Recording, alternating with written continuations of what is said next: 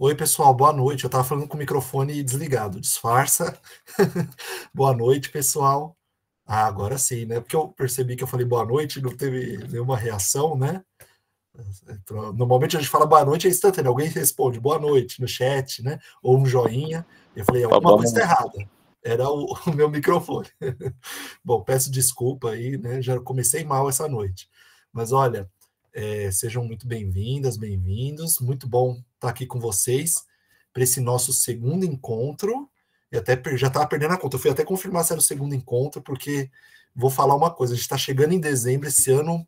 Felizmente, nós tivemos uma maratona de cursos. Peraí, tem um microfone ligado, acho que sem querer. Uma maratona de cursos, mas no bom sentido, né? Não uma coisa massificada, curso pelo curso, mas cursos muito relevantes, né? Pensados com muito cuidado, com formadores, né? Muito parceiros nossos, muito, né, dedicados. E então chega essa época do ano e fala, meu Deus, hoje é o segundo, é o terceiro encontro, até foi confirmado, de fato, esse é o segundo encontro, mas é porque a gente teve um ciclo, né, grande junto com a professora Beth, no qual esse é o terceiro curso, né, do Poética do Sensível, né, e o segundo encontro, conhecido também como o penúltimo, porque nós vamos ter o próximo encontro na próxima quinta, fechando esse ciclo, tá bom? Eu já comecei gravando hoje de início, porque daqui a pouquinho eu vou ter que me ausentar da sala, porque hoje nós temos um outro curso que está iniciando e eu vou lá dar as boas-vindas para outra turma, né?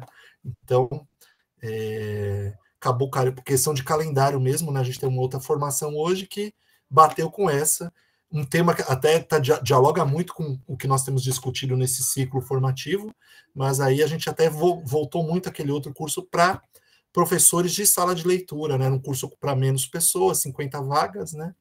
E esse aqui a gente tem não só professores de sala de leitura, mas como professores de qualquer área do conhecimento, inclusive professores de educação infantil, né, que é uma grande demanda na nossa rede.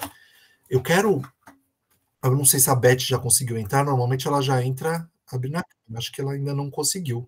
Mas eu quero aproveitar, então, enquanto a Beth não está conosco, não porque ela não está conosco, mas é para ganhar tempo mesmo. Se ela tivesse aqui, eu falaria do mesmo jeito.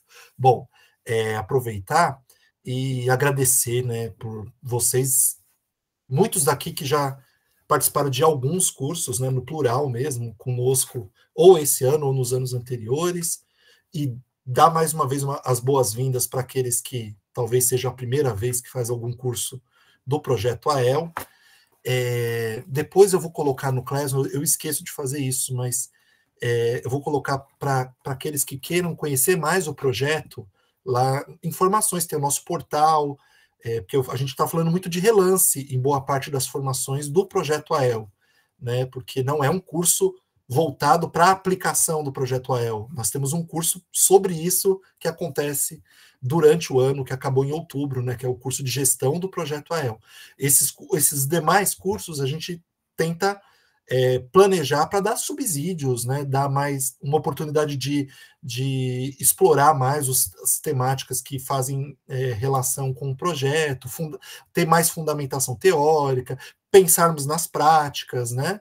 Então, a gente tenta sempre trazer ou professores da rede, parceiros, ou professores do campo da academia para ter esse diálogo com vocês. E eu vou dizer uma coisa: o quanto é legal, o quanto é importante para nós também essa troca, né? Ouvir vocês. Às vezes a gente não consegue ler todas as mensagens no chat, porque, né, a gente o tempo é muito curto, esse formato de 2 horas de encontro passa voando, né? Mas a gente sempre vai vendo. Agora a professora Beth chegou. Mas eu, inclusive, no último encontro, até passei algumas perguntas que foram colocadas e não deu tempo nem de apresentar para a Beth, né? Então eu até coloquei. Então, continuem colocando no chat as observações, os comentários, ou abrir o microfone, é sempre bom ouvi-los também.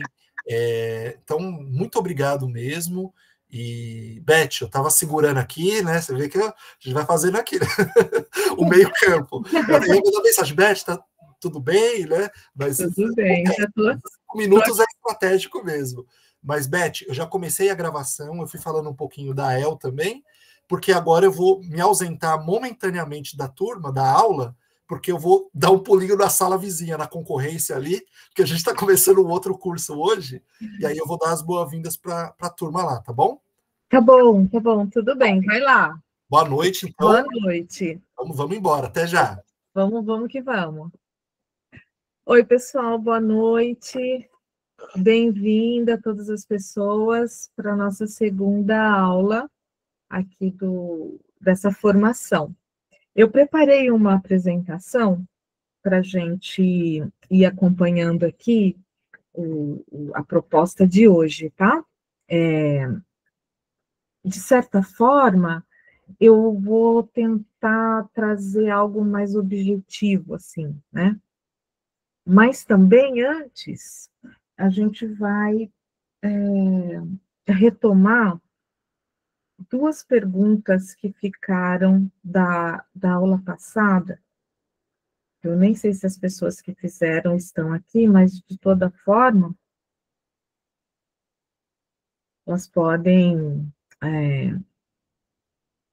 acessar, né, a gravação. Então, na aula passada, o nosso tema foi mediação como poética do encontro com as infâncias. Eu trabalhei o meu texto lá introdutório no livro da Nikolaeva, Poder, Voz e Subjetividade na Literatura Infantil. Trabalhei também as ideias que estão no meu artigo Infância e Ancestralidade Negra, possibilidades conceituais para a crítica e a pesquisa sobre literatura para as infâncias, e nós lemos juntos, eu apresentei uma análise, uma leitura do livro Aqui e Aqui, do Caio Zero. E vocês interagiram bastante no chat, e o que foi muito bom, é sempre muito bom. E o Samir fez a gentileza de me enviar duas questões que ficaram no chat e que nos pareceu interessante ser retomado, né? Então, eu vou ler aqui para vocês. A pessoa perguntou: Elizabeth, qual a sua sugestão, orientação, dica para mediar uma leitura na qual uma criança faz um comentário que não esteja diretamente ligado à temática que está sendo tratada? Exemplo: ao realizar a mediação de uma leitura sobre sereias, uma determinada criança diz: sabia que eu fui na feira ontem? Mas não há referência a feiras na obra lida. Como trazê-la para a leitura novamente de uma maneira delicada e acolhedora para não a expor? Interessantíssima essa pergunta, né? Quem nunca passou por isso? Não só em mediação de leitura, mas brincadeiras, né? Quando às vezes a gente está brincando com as crianças, vem uma criança com um tema aleatório, com uma proposta aleatória, enfim, pode estar numa situação de uma atividade, não sei, numa horta, ou indo para uma atividade em outro espaço, e a criança parece desfocada daquilo, e mais do que desfocada, querendo chamar a sua atenção para essa situação aleatória, né? E isso pode ser um frustrante para o educador, para a educadora, e para o mediador de leitura, que é o nosso tema aqui, porque há toda uma preparação, né? A gente vai falar bastante disso hoje.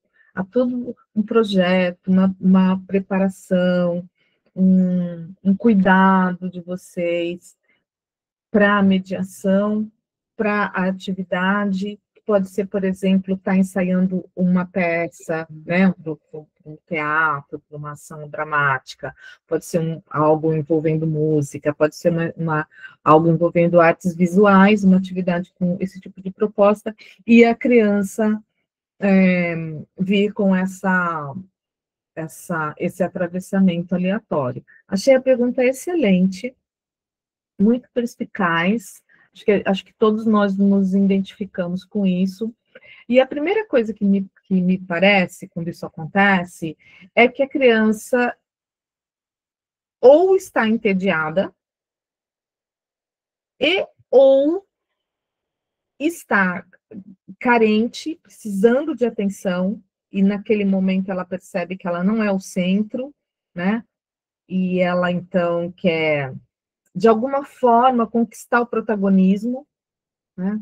Acho que é interessante a gente observar se tem uma frequência, se isso acontece com a mesma criança, com frequência, né? Que me parece que muitas vezes né? Acaba sendo um perfil, assim, uma criança que está sempre requisitando a sua atenção. Que quando ela diz isso, né, no exemplo que a pessoa deu aqui, fazendo uma leitura sobre um livro sobre sereias, e a criança, ontem eu fui à feira, né? Parece que a criança está dizendo assim, olha para mim, vamos falar sobre mim, né? Vamos dar atenção para o meu dia a dia, né? Eu quero ser protagonista, eu quero ser olhado, né? Então, acho que isso também tem que ser acolhido, não apenas para continuar a mediação, mas para pensar sobre essa criança, né? O que está acontecendo com essa criança?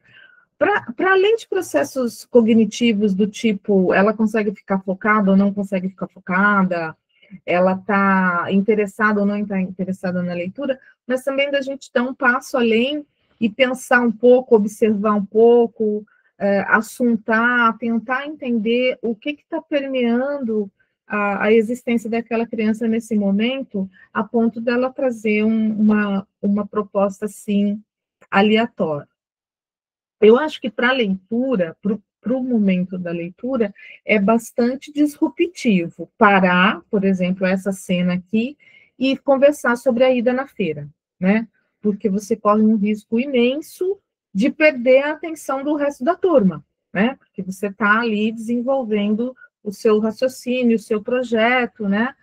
E aceitar esse convite pode significar perder a atenção, não, talvez não de todo mundo, mas de outras crianças também. Outro risco de parar para dar atenção a essa fala aleatória é que outras crianças se estimulem a trazer falas aleatórias também, né? Então, eu acho que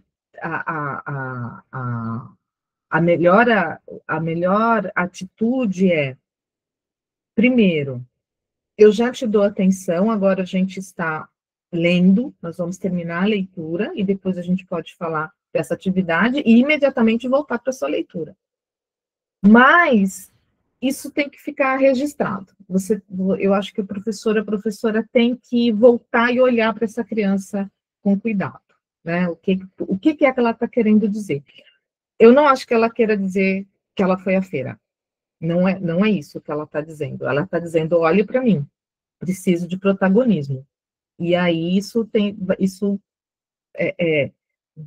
seria bom se isso fosse absorvido aí nas próximas atividades, nos próximos planejamentos.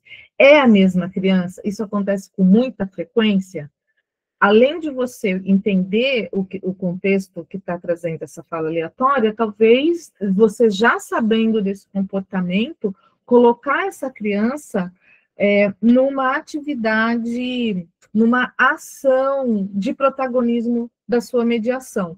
Então, ela pode ser uma espécie de assistente, ela segura um livro, ela segura um acessório, ela fica responsável por algo importante ali na mediação que você está propondo. Talvez isso deixe ela mais ancorada na atividade.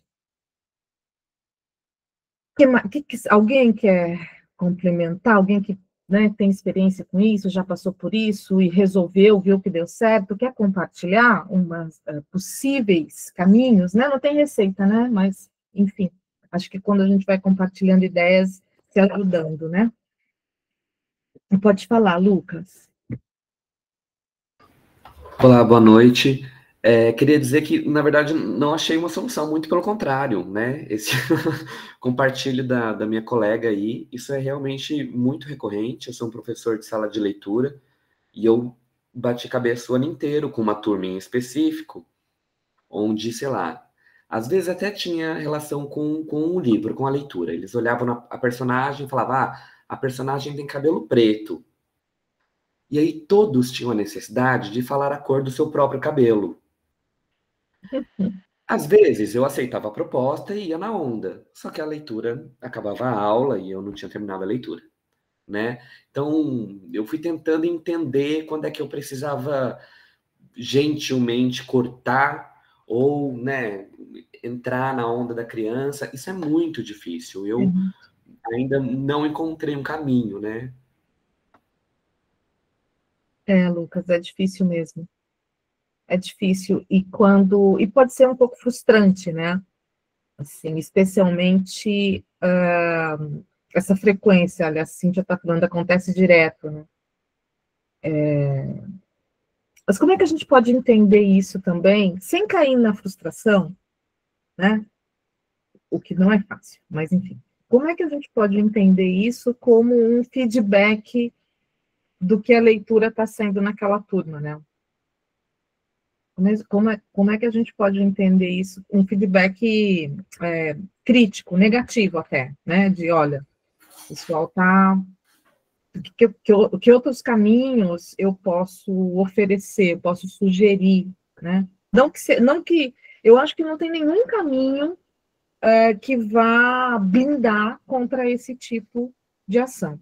Acho que não tem nenhum caminho que vá blindar. E acho que essa reação, como eu falei no início, não é específico da leitura. Não é específico da leitura.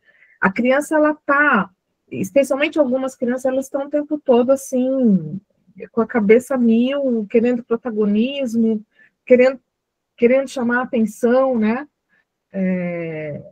E isso acontece em outras disciplinas, em outros momentos, em outras atividades, né? Não é uma especificidade da leitura, mas talvez nós fiquemos mais sensíveis quando é a leitura, porque nós estamos, na hora da mediação, está acontecendo uma performance, né? Toda, toda a nossa permanência na sala de aula é uma performance, né? Toda a nossa permanência ali, por isso que é um dos motivos do cansaço, né? Porque a gente está ali fazendo uma doação de uma energia de corpo, intelectual, né? De axé, de prender a atenção, de fazer com que o aluno fique ligado no que a gente está falando, né? E aí a voz é corpo também, né? E então essa dispersão do aluno sempre causa, né, alguma perda aí de foco nosso até, né? E de frustração, porque um outro lado do cérebro fica pensando, não está funcionando, eu preciso fazer funcionar, não está funcionando, eu preciso fazer funcionar, mas ao mesmo tempo você está fazendo. E quando é uma mediação de leitura, eu acho que isso eleva, né? A gente vai ainda para um outro lugar ainda mais sofisticado dessa performance, porque você está ali envolvido com arte, né?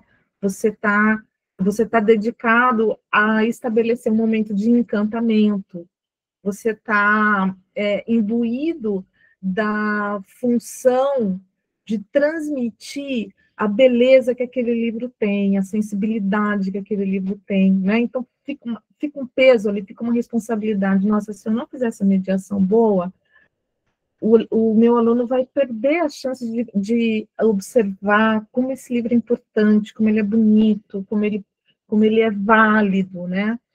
Então, eu acho que também é isso, tem uma sensibilidade nossa. Observa um pouco, talvez, Lucas, você está na sala de leitura, né? Mas talvez alguém aqui que está em sala de aula observe esse comportamento em outros momentos também, que não a mediação de leitura? Em algumas turmas em específico, sim, são turmas difíceis, né? E isso acontece com outros professores também. Mas o que você disse agora, compartilho, né? Assim, porque a leitura requer uma atenção, um silêncio, às vezes, né? Muitas das vezes. E para esse encantamento acontecer, né? Eu crio essa expectativa da atenção, né? Isso é difícil, isso é difícil. Tem turmas, por exemplo, onde os combinados ficaram mais claros, e aí eu vou relembrando os combinados, e a turma tem menos problemas que vai para além da escola, né? Então, a mediação acontece de forma melhor, mas tem outras que é bem difícil, e é difícil para as outras disciplinas também. Eu acho que a Elisa e a Isabel levantaram a mão. Vocês querem falar? Foi sem querer, desculpa. Tudo bem, tudo bem. Elisa também foi sem querer? Bom, se precisar, é só abrir o microfone e falar, Elisa. Eu vou para outra pergunta. Tá com problema no áudio. Você não tá ouvindo ou você não está conseguindo falar? Tudo bem, Elza. Eu falei seu nome errado. Elza, tudo bem. Depois você pode entrar. Eu vou, então, passar para a próxima. Talvez seja apenas uma...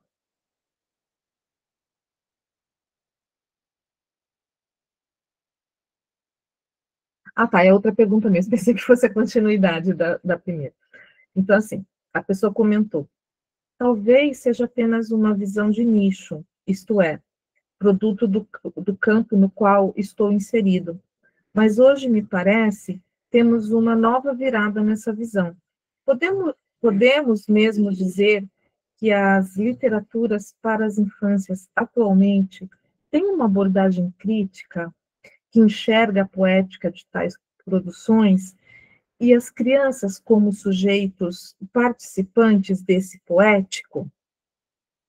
Então, aqui, como a gente não tem o contexto do exato momento, né, porque a pergunta está dialogando com alguma coisa que eu falei em algum momento, mas dá para imaginar, né? Eu vou tentar responder, se não estiver fazendo sentido e a pessoa estiver aqui, por favor, me ajude aqui a contextualizar. Olha,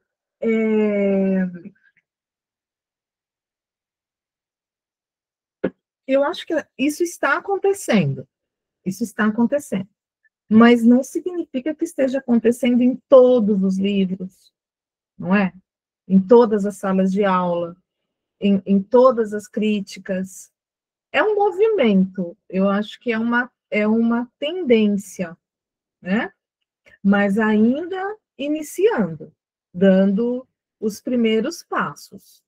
Não acho que seja um fato dado, consolidado, né? Acho que também tem aí uma curva de aprendizado sendo instalada, né? De repertório, de refinamento de gosto, né? Refinamento não foi uma palavra boa, mas ampliação, né, de gosto, de hábito de leitura, por parte de alguns professores, que não são vocês, né? Eu sempre falo que a gente faz missa para quem já está convertido, porque geralmente quem está num curso assim, quem está numa formação assim, já esteve em outras, já fez mestrado, já fez doutorado, adora ler, tem repertório, escreve, né? Em geral, infelizmente, né? Mas a gente vai sempre oferecendo, que é para a bolha expandir, né? Eu tenho falado muito essa questão da bolha, a pessoa que falou em nicho, né? Dessa sensação da coisa fechada. a gente vai agindo para que o nicho aumente, para que a bolha fique cada vez maior, de modo que a gente vá abocanhando, vai englobando, vai abraçando outras pessoas que não são especialistas em literatura, né, que estão começando. E uma coisa importante é acolhimento, né? Porque muitas vezes as pessoas que não são das letras, que não são da literatura, que sentem a vontade de se aproximar, mas ficam inseguras, ficam até receosas, com medo, né, de achar, eu vou lá, vou me expor, nem sei direito o que eles estão falando, eu percebo que eu não sei ler imagem, não sei ler texto, imagina se eu sei ler imagem, também não quero me expor diante dos colegas, né, porque a gente está aqui num ambiente corporativo, né, é diferente de estar numa sala de aula neutra, né? Não que exista, não existe sala de aula neutra. Mas, então, são atravessamentos aí dessa culpa de aprendizado que estamos instalando, né? Entre nós, professores, tanto as pessoas que estão na universidade e os professores que estão na educação básica, no ensino fundamental, esse nosso diálogo é super importante, né? Até porque a gente está nos dois lugares, né? O professor está na educação básica e está na universidade, o professor está na universidade e está na educação básica, e a gente tem que estar aí sempre ampliando essa bolha. Mas, sim, em certa medida eu concordo com a pessoa que fez a pergunta. É nicho, ainda é nicho, mas a gente está trabalhando para ampliar. Alguém quer complementar o que eu falei, ou discordar, não sei, fica à vontade. Eu não sei se a pessoa que fez essa pergunta está aqui.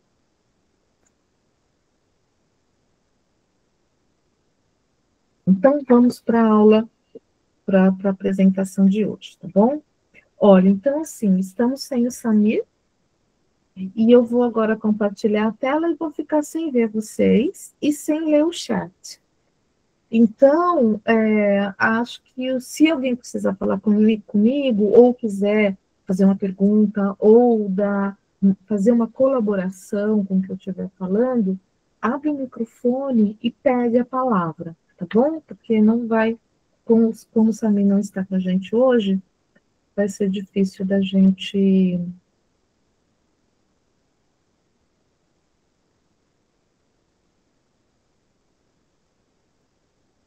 Já está compartilhando, não está? Sim. Sim.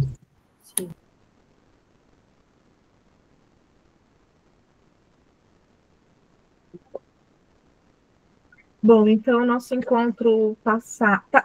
Pessoal, vê se a tela está mexendo, tá, né? Sim. Mexendo. Obrigada. Bom, então, no encontro passado, que foi o nosso primeiro, tivemos o acolhimento, a abertura do curso e uma fala que eu nomeei de mediação com poética do encontro com as infâncias. Hoje, dia 27, letramentos e literatura, práticas de mediação na infância. Então, a gente vai dar um enfoque, assim, pensando mais nisso das práticas. Acho que a primeira pergunta, já estamos aí nesse clima, né, nessa tendência. E semana que vem, a nossa terceira e última aula, a criação de proposta de mediação sensível. Muito bem.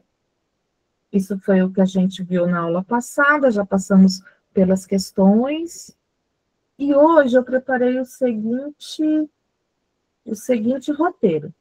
Vamos pensar um pouco numa definição de mediação que faça sentido para a gente.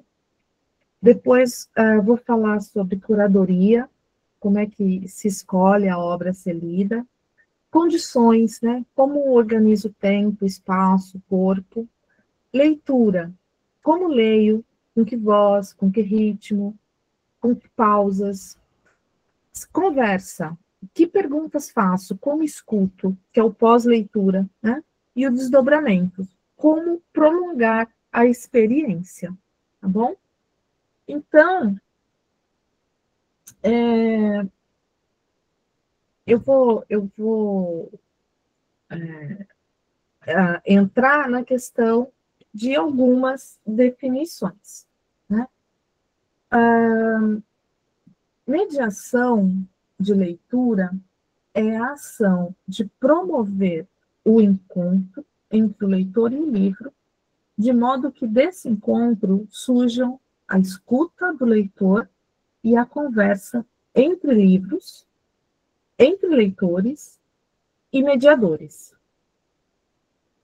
para que todos possam construir os mais diversos sentidos para o texto. Então, o que a gente tem aqui? Algumas ideias que aparecem aí para a gente aproveitar para a nossa reflexão, né? Primeiro, uma ação intencional, promover o encontro. Então, a mediação, ela vai sempre estar fundamentada numa ação intencional, né? Você tem um objetivo. Uma outra ideia importante ali, a escuta do leitor. Então, não é só falar sobre o livro, é ouvir as leituras, né? Ouvir o feedback dos alunos, como é que aquela leitura os atingiu. Uma outra coisa importantíssima ali é a partilha, né? O dialogismo entre livros, leitores e mediação. É daí que tem a produção de sentidos, né? Então, do ponto de vista de teoria literária, de estudos literários, a gente tem até um conceito, né? Que é a intertextualidade, que é quando um texto está citando indiretamente outro texto, está fazendo uma referência indireta para outro texto. Há vários tipos de intertextualidade, né? Não tem uma só, mas a ideia é um pouco essa. Então, ali, na intertextualidade, a gente tem o diálogo, vou até voltar lá, né? Quando fala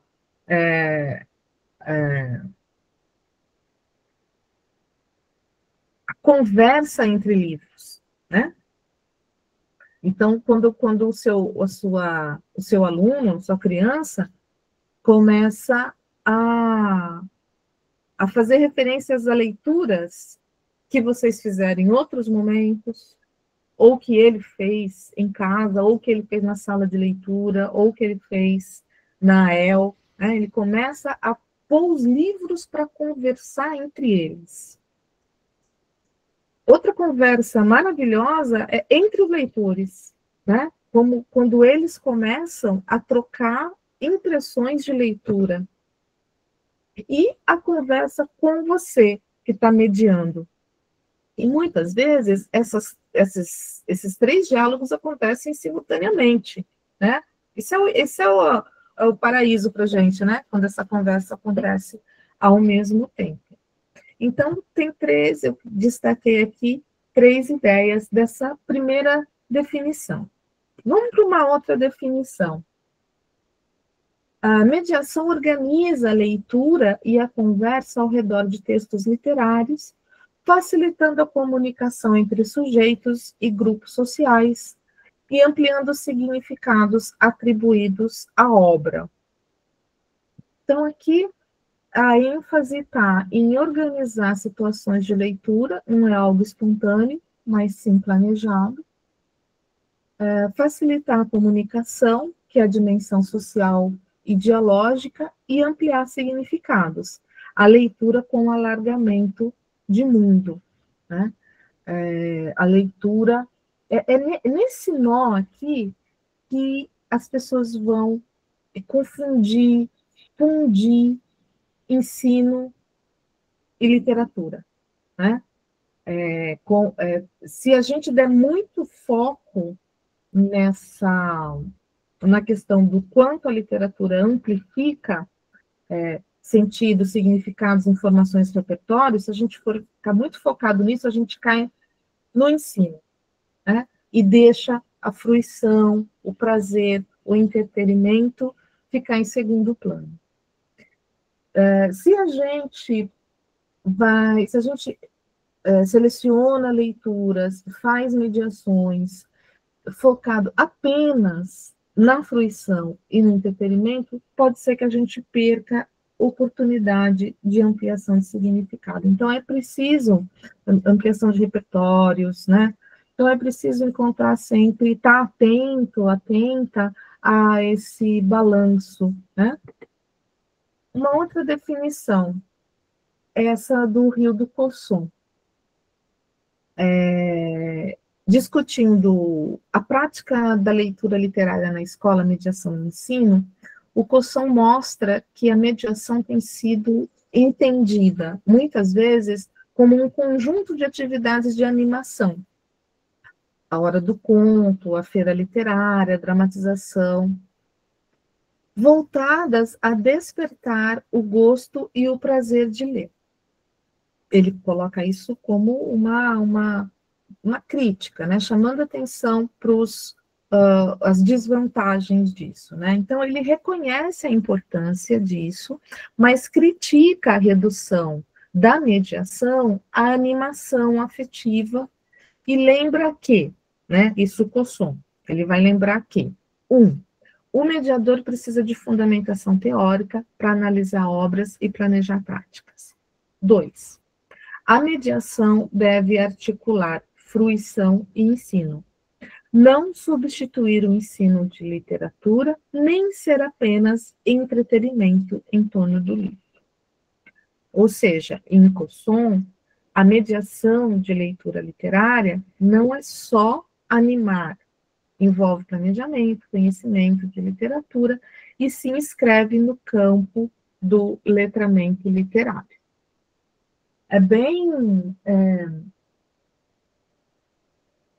Eu acho importante essa observação. Né? Vocês viram que eu estou trazendo aqui definições com tons diferentes, com abordagens diferentes, para a gente poder, de fato, pensar em perspectivas, né? E concordo com o Cossum que há esse perigo, de achar, né, se os projetos não estiverem interligados, se os projetos de leitura não estiverem planejados, inclusive não só na sua sala de leitura, na sua sala de aula, na sua EL, mas na escola, né, a gente corre o risco de uma feira literária, os exemplos que ele dá aqui, né, de uma feira literária ficar só um evento, às vezes até com informação consumista, né, de uma dramatização, perder o que é literário, né, perder o que é artístico e ficar uma preocupação decorar texto, né, e os gestos artísticos ficarem em segundo, terceiro plano, né? Então, acho que, de fato, é algo para se pensar, né? Então, tentando estruturar uma definição de mediação de leitura literária.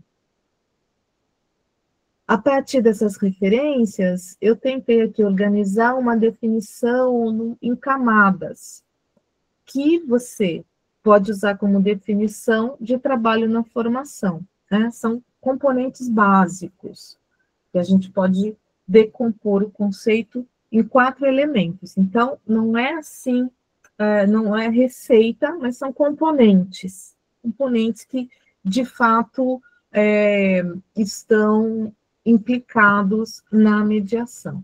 Então, o primeiro deles é quem, né? Vamos pensar, quem está ali? Ou quais os elementos essenciais? Um mediador, que é um professor, é um bibliotecário, é alguém da família, é um agente de leitura, um ou mais leitores, crianças, jovens, adultos, uma ou mais obras literárias, com a sua presença integral, texto, imagem e suporte, né, com toda a sua materialidade. Só com esses elementos aqui, a gente já já estabelece mediação, né? Aí outros elementos, outros objetos, outras artimanhas podem entrar, né? E o que faz? Né? O que essas ações, se a gente for pensar em ação, né? Então, cria condições para o encontro com o texto, e aí a gente vai ter envolvido o tempo, o espaço, a seleção de obras, o modo de ler, propõe leituras e conversas, a leitura em voz alta, pergunta, escuta, trocas, a leitura em voz baixa, o momento de reflexão individual, o momento de reflexão coletiva, acompanha a construção de sentidos sem engessar uma única interpretação. Isso é muito importante, né? O mediador, a mediadora, não chegar, porque às vezes você prepara tanto a mediação, né? Investe tanto em planejamento, e fica muito sedimentado onde você quer que a sua criança chegue, onde você quer que a sua turma chegue.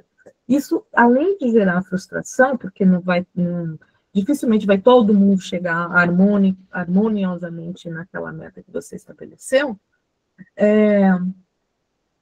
isso também te leva para um equívoco, né? Te leva para um erro, porque se o livro for, de fato, um livro bom, não tem como ter uma única interpretação, né?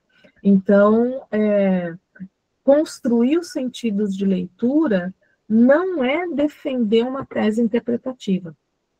Construir a construção de sentidos da leitura é um processo de libertação da imaginação do leitor, no caso da criança, né? Favorecer desdobramentos, então, em escritas, em brincadeiras, em debates, em reapropriações.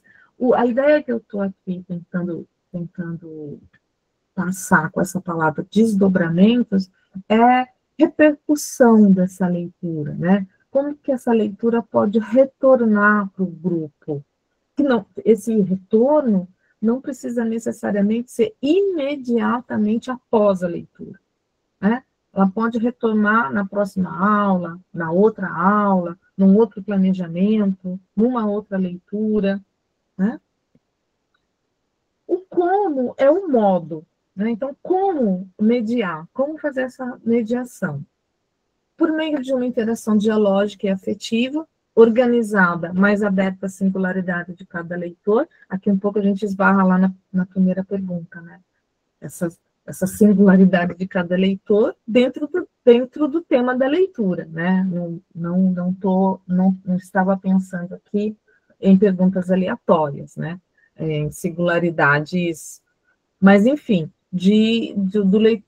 da criança ter uma perspectiva diferente daquela leitura, acontece muito, né? Vocês sabem, da criança observar a imagem e enxergar coisas que você não tinha enxergado, né? Que a gente não tinha enxergado, da criança dar atenção para algo que na nossa leitura é lateral, é marginal, mas que para aquela criança tocou assim no fundo da alma, né? E ela quer ficar ali mais tempo. Reconhecendo a leitura como prática social, simbólica e estética, e não apenas como decodificação. Ou seja, não a leitura de literatura não é uma leitura que tenha um objetivo fechado, né? Um reconhecimento de palavras, e é isso, né? Não, ela vai ali trazer questões sociais, questões simbólicas, questões estéticas que vão atravessar a sua criança, né? Articular fruição e formação, prazer e aprendizagem, experiência e conhecimento. É um pouco o que a gente estava falando anteriormente com o Cosson. Para quê? Qual a finalidade da mediação? Garantir acesso efetivo à literatura, não só circulação física do livro, né? Ou seja, aquela velha questão que a gente ouve muito, né? Eu ouço muito nas minhas formações, na minha sala de aula, que é a reclamação de que os livros chegam, mas os livros ficam fechados numa sala, ficam abandonados num canto, não vai para a biblioteca, não vai para a sala de leitura, enfim, não é o caso das escolas de vocês, obviamente, mas, infelizmente, é uma realidade na maioria das escolas brasileiras. Então, a mediação, né, esse ato de trazer o livro, de fazer a leitura, de fazer o projeto de mediação, faz com que o livro circule enquanto livro lido, né? E não apenas um livro ali guardado. Os livros chegaram, né? Agora o que a gente faz com ele? Mediação de leitura, né? Promover a formação de leitores críticos e sensíveis, capazes de construir sentidos próprios. Outra finalidade, ampliar o horizonte de mundo, ampliar subjetividades, ampliar a imaginação dos leitores e divertir e emocionar. Não podemos nunca esquecer dessas funções. Aí a gente tenta chegar em algum parâmetro, né? Tentando concluir. Mediação de leitura literária é o conjunto de ações intencionais por meio das quais um mediador seleciona obras, organiza situações de leitura e promove a conversa entre texto e leitores, criando condições para que nesse encontro haja escuta, troca de interpretação e ampliação de sentidos atribuído à literatura. Como fica isso, né, essa coisa bonita, que esse parágrafo bonito, na dimensão escolar?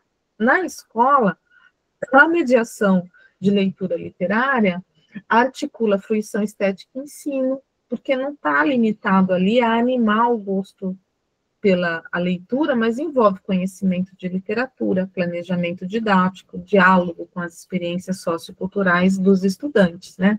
Então, aqui tem algo que surgiu também na aula passada, que a gente pode recuperar, que por exemplo, a cena em que a família vai até a escola questionar a adoção desse ou daquele livro, né? Então, se a adoção desse ou daquele livro foi motivado por esse impulso de animar, de interter, né? A criançada está fazendo muita bagunça no finalzinho da aula, quer saber? Enquanto não bate o sinal, vamos fazer uma leitura. Pega aí um livro e vamos ler, né? Então, isso, sem esse planejamento didático, esse diálogo com experiências socioculturais dos estudantes, se alguém, familiares ou até mesmo da gerência escolar, por questionar, você fica sem argumentos, né? Ao passo que quando há esse planejamento, você diz, olha, o livro foi lido por isso, está dentro dessa proposta, né? Então, medir leitura com as crianças, um erro aqui de digitação, é preparar e cuidar de momentos em que elas possam encontrar bons livros, ouvir histórias, olhar imagens, e aí esse olhar imagens aqui eu coloquei bem no sentido do Didi Uberman, né, do olhante, né, o leitor, né, o espectador diante de uma obra de arte, ele é um olhante, né, e a obra é um olhado, a obra está olhando para ele e ele está olhando para a imagem, né? Falar do que sentiram, imaginaram, com um adulto que escuta, acolhe e ajuda a brincar com a linguagem, sem dar todas as respostas prontas, né? Sem ficar se preocupando o que foi que você entendeu, né? Essa é a pior pergunta que a gente pode fazer, né? Porque a gente está preocupado com o que foi que você sentiu, né? Não o que você entendeu. O mediador de leitura é quem constrói pontes entre livros e crianças, organizando tempo, espaço, a leitura e a conversa para que a literatura faça sentido na vida delas, especialmente não só naquele momento, mas que ecoe, né?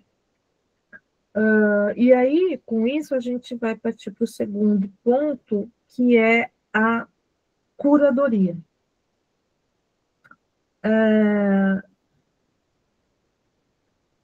É interessante a gente pensar tudo que a gente constituiu, que a gente conquistou nos últimos anos, e eu acho que isso é de fato recente, de um certo rigor na curadoria dos livros, né? Então, assim, se você for pensar na sua escola, quem costuma escolher os livros que os alunos leem e com base em quê, né? Então, acho que as políticas públicas de distribuição de ensino, as políticas públicas universitárias de formação do professor mediador de literatura foi criando uma cultura, como disse a colega na pergunta passada, ainda que nichada, ainda que em bolha, mas é uma cultura que existe, que tá instalada, pelo menos como tendência, de uma escolha consciente, de uma escolha planejada, né? E, essencialmente, uma escolha em que o professor que vai fazer mediação participa ativamente. Eu vou até parar de compartilhar,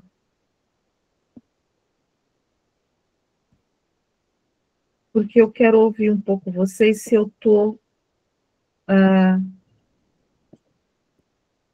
romantizando aqui. Até para mim é importante ouvir um pouco isso de vocês.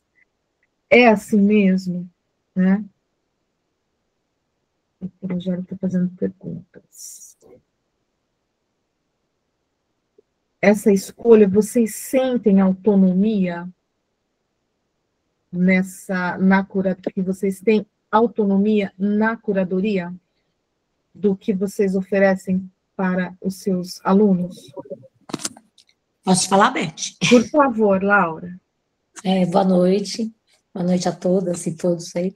Eu sinto que a gente tem sim, Beth, essa autonomia, e a gente tem um amparo a partir de um documento da SME, que é um documento voltado para a sala de leitura. Então, assim, eu me sinto super à vontade de escolher a obra de fazer essa escolha da obra que eu quero ler com as crianças, a partir do que a gente tem ali nesse documento, e a gente pode até, inclusive agora em novembro, a gente tem trabalhado bastante o leituraço, por conta da questão da consciência negra, e tem muitas obras, assim, riquíssimas na sala de leitura, que a gente pode fazer essa escolha. Então, a gente tem esse amparo e tem essa liberdade, sim, para escolher. Eu, pelo menos, sinto isso, né? Sinto não, eu acho que todos os professores de sala de leitura têm essa liberdade. Agora, o que acontece é que, às vezes, nem sempre a gente encontra a obra que a gente quer. E aí, o que acaba acontecendo? A gente vai e compra, né? Fazer o quê? Mas o acervo da prefeitura é muito bom, muito bom. Pode falar, Amanda. Obrigada, Laura. Vamos ouvir a Amanda, depois eu comento. Boa tarde, professora. Boa tarde, ó, boa noite, estou perdida no tempo. Boa tarde, boa noite, bom dia. Eu estou 3 em 1, tá tudo assim. Eu queria fazer 2 comentários, professora, um sobre a explanação, né, que a senhora fez, e outro referente também à pergunta, né? Acho que quando cai naquela questão da literatura e ensino, né, que é o grande X da questão, por exemplo, da literatura infantil, né, que vai a intrínseca dela nessa relação com a educação, acho que a gente precisa ter bastante em mente, né, que é o ensino de justamente o que você colocou nos slides, né? De aprender a ler uma imagem, de ver aquilo, né, que é o diferente, né? A gente aprende com as crianças e as crianças aprendem com a gente. Então, é ver o detalhe, é fazer, né, questionar, né, refletir, porque muitas vezes a gente fala assim, a gente, né, no campo da educação, né, a gente entende a literatura e ensino, então a literatura com a finalidade de ensinar algo. Então você pega uma obra maravilhosa que tem tanta coisa para explorar, que tem tanta coisa para a criança ver, para nós também aprendermos com ela, e aí vai lá e ensina o uso dos conectivos. Uhum. E aí você acaba destruindo, né, toda a literariedade ali, o livro vira um suporte para você ensinar a gramática, né? Então, isso também é um reflexo do movimento, né, histórico que tem acontecido, que também aí já vou entrar no segundo comentário, desse olhar para a criança, né, e para as infâncias, né, como você bem colocou no texto, né, que você deu para nós lermos. Então, uma nova concepção de criança, a criança como sujeito de direito, a criança que não é algo, que não é alguém que eu posso dar qualquer coisa, né? Então, hoje a gente tem essa curadoria está mais refinada, porque a gente entende que a gente pode também aprender com a criança, né?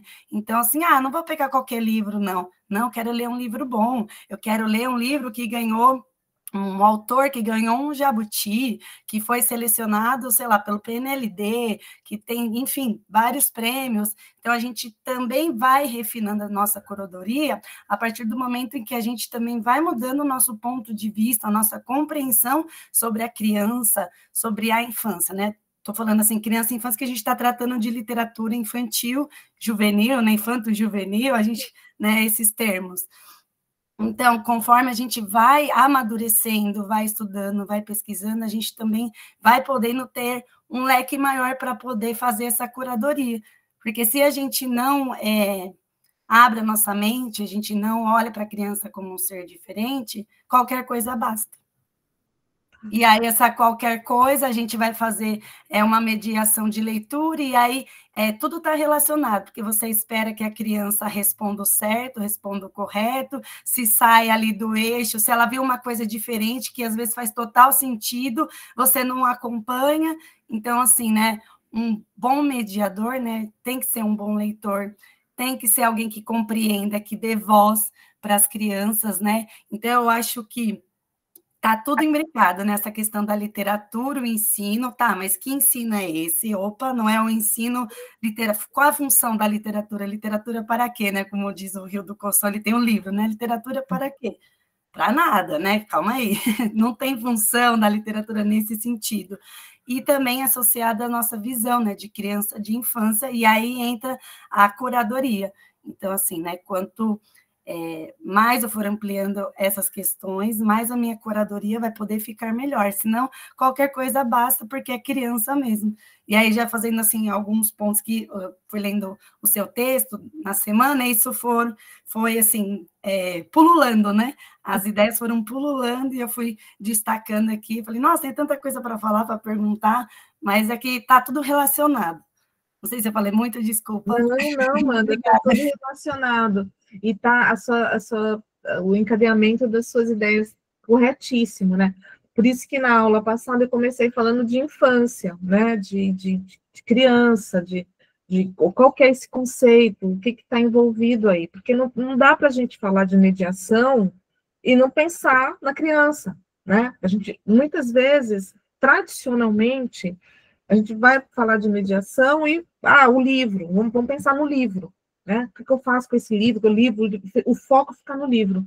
E a mediação, o foco precisa ser na criança, né? Nessa infância. Então, o que você está chamando de infância, o que você está chamando de criança? E a partir dessa reflexão, aí o livro, porque você vai partir para esse gesto da seleção, né? É muito bom, gostei muito da sua fala. Que bom, depois a gente pode voltar aí no texto e você pode fazer aí os seus comentários com o texto também. Então, eu vou para as telas da curadoria para a gente organizar as ideias e aprofundar um pouquinho mais sobre esse gesto, essa fase, esse momento da mediação, né?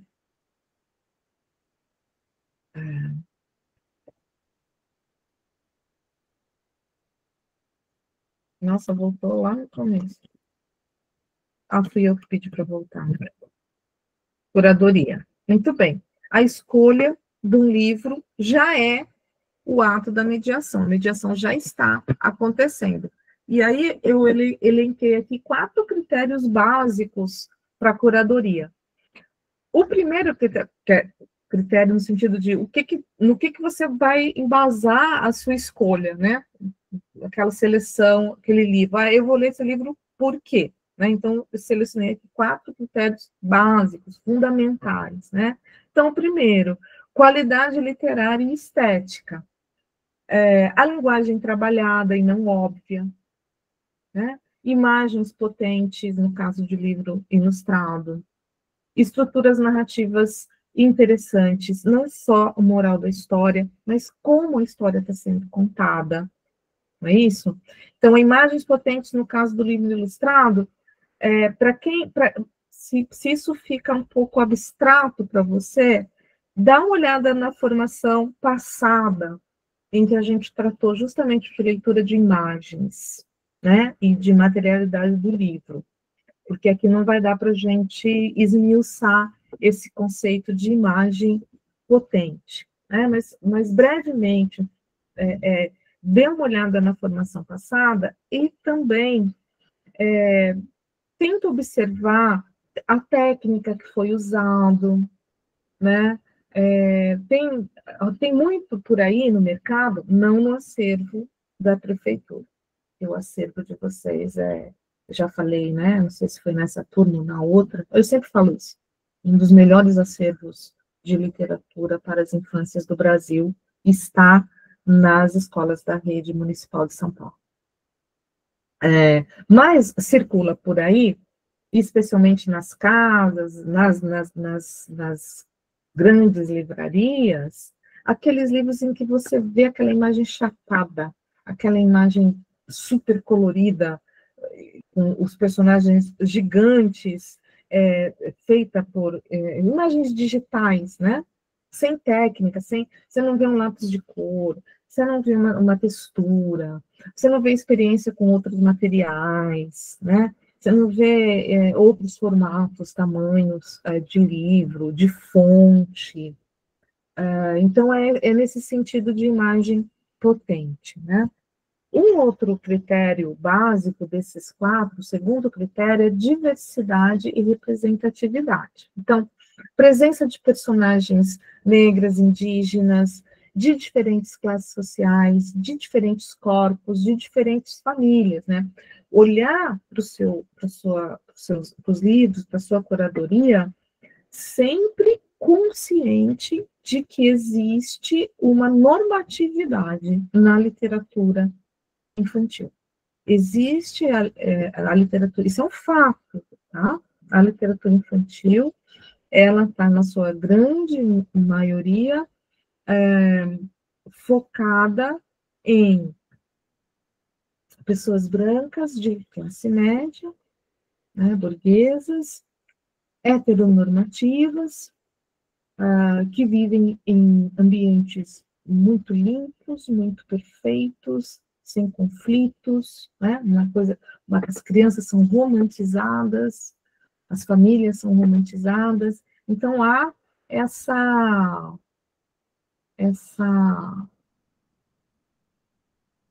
primazia de perspectiva, né? Uma perspectiva que está priorizada na literatura para as crianças. E por que isso?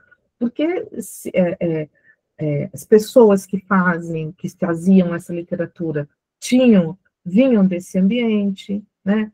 As editoras vinham desse ambiente, existia nas famílias e na escola essa ideia de que a literatura para a infância era para criança, nesse caso ali mesmo, né, literatura infantil, era um momento chave de civilizar né, de ensinar o que é certo, de dar lição de moral, e evitar ao máximo que a criança fizesse questionamentos, que a criança tivesse acesso com temas difíceis, né, temas fraturantes, que a criança tivesse contato com pobreza, com violência, né?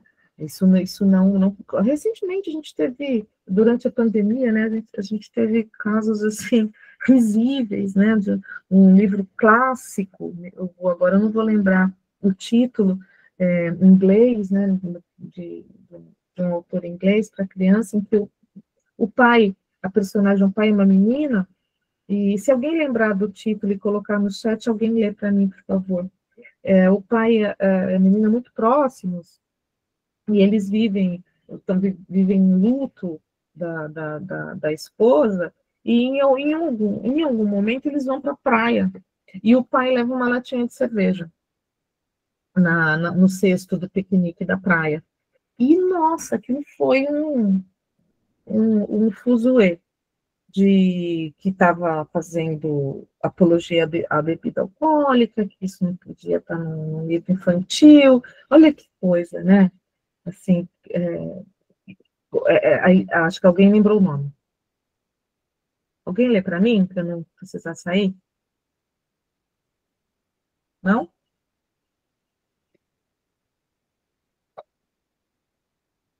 Bom. Não, ninguém falou nada, não. Acho que alguém deve ter levantado a mão, mas não tem nada no chat. Obrigada. Alguém levantou a mão e quer falar? Pega a palavra, gente, porque eu não estou ouvindo, não estou vendo vocês. Vou continuar aqui. Evitar sempre o mesmo tipo de protagonista, de narrador, branco, de classe média, hétero, magro, né? Diversidade autorais. Então, na curadoria, pensar quem escreveu, quem ilustrou, essa editora de onde é, de qual região, de qual materialidade. Veja lá a sua estante e faça essa reflexão. Nossa, só tem livro de São Paulo. Só tem livro escrito por paulistas. E se a gente começar a oferecer livro escrito por baianos, né, por cearenses, por mineiros? O que isso vai mudar? Né? Que dicção essas regiões diferentes vão trazer para as nossas crianças? Né? E as editoras? Estou só lendo livros de grandes editores. Você está chegando aqui para mim, grandes editores. Vamos dar uma olhada no que as pequenas editoras estão produzindo, né? Até editoras artesanais, né? Como a Baba Yaga, da Débora Barbieri, que o livro é feito um por um à mão, né? Então, o que será que isso pode trazer para a minha turma, né? E os ilustradores? Será que eu estou trabalhando com ilustradores com diversidade regional, de gênero, de raça, né? Eu acho que essas questões, às vezes, ficam muito mais evidentes nos escritores, né? Nos autores do texto verbal, e passam desapercebido no autor das imagens, nas editoras, nessa questão da região, né? Que o livro do autor e da própria editora. Então, é interessante a gente ficar ligado nessa diversidade autoral. Até aqui, Amanda, se você me permite, eu vou fazer o comentário do comentário, mas é no sentido de ampliar e da gente pensar junto, da gente colaborar. De forma alguma é uma correção. E você está certa.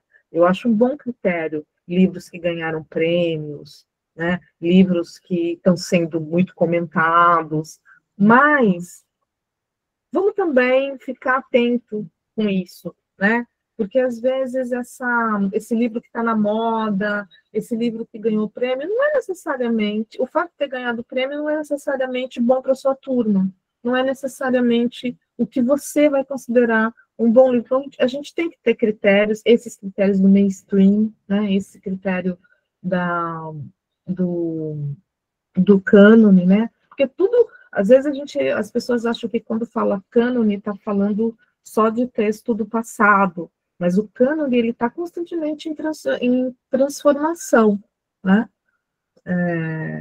Então, eu sempre assim, leia, mesmo que venha com várias indicações, com vários prêmios de editoras super renomadas, leia, né? Aconteceu recentemente um caso numa grande editora, né, renomada, em que teve que tirar os livros de circulação, livro de um autor, de um autor muito renomado, queridíssimo, né? Nosso, aqui, em vários eventos, junto aos professores da rede, mas que tinha uma cena de racismo, né? Com o menino escravizado dentro da barca, o menino escravizado pulando corda com a corrente que o prendia, né? Como se isso fosse uma brincadeira, uma piada, né? Então, essas questões, essa sensibilidade que o mediador tem que ter na hora que às vezes o editor não teve, o revisor não teve, o autor não teve, o ilustrador não teve, mas o mediador tem que ter, né? Tem que ficar atenta.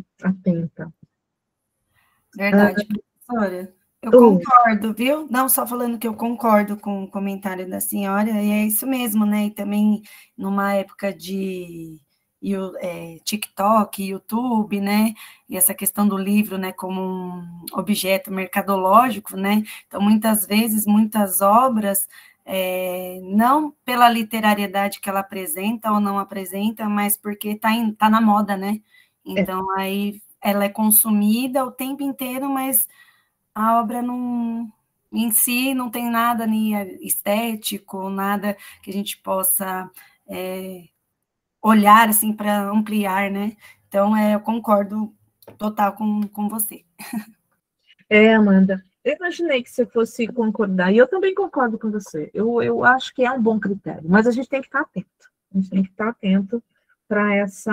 Alguém levantou a mão e quer falar? Escutei um barulhinho. Fui eu que levantei. Pode falar, querido. Eu acho também, né, que com essa questão da gente olhar para o nosso território e ver os nossos escritores também. Tem muita gente boa escrevendo, né? E que são escritores que estão próximos fazem parte do nosso território, estão próximos dos nossos estudantes, né? Então, eles perceberem a potência do espaço onde eles estão também. Ótimo, ótima observação, concordo plenamente. Olha só, né? Então, assim a gente está num momento muito rico, muito bom, né? Um momento muito profícuo de livros, de diversidades, de bibliodiversidades, né? Então, não tem porquê, né, ficar lendo sempre os mesmos livros, ficar restrito às indicações dos influencers, não que não sejam boas indicações, mas, enfim, a sua opinião é a principal, né? O que você acha desse livro é o que é a principal. Bom, um terceiro critério é a complexidade adequada à faixa etária. Esse tema é um daqueles temas que todo mundo fala que não precisa mais falar sobre isso, que o bom livro é para qualquer idade, que é uma coisa demodê, mas que o mediador, na hora de escolher o livro, se defronta. Né? É muito interessante. Está fora de moda, especialmente na academia, na universidade, né? Nas pesquisas, assim. É uma fala geral, de que não importa. Se o livro é bom, vamos ler o livro. Mas o professor, especialmente o mediador professor, tem uma série de compromissos, né? Vocês têm uma série de compromissos, de responsabilidades, e a faixa etária conta. Né? Então, não pode ser um livro que simplifica demais, entre aspas, mas pensar em camadas, né? Então, o mesmo livro pode falar com crianças e jovens de modos diferentes.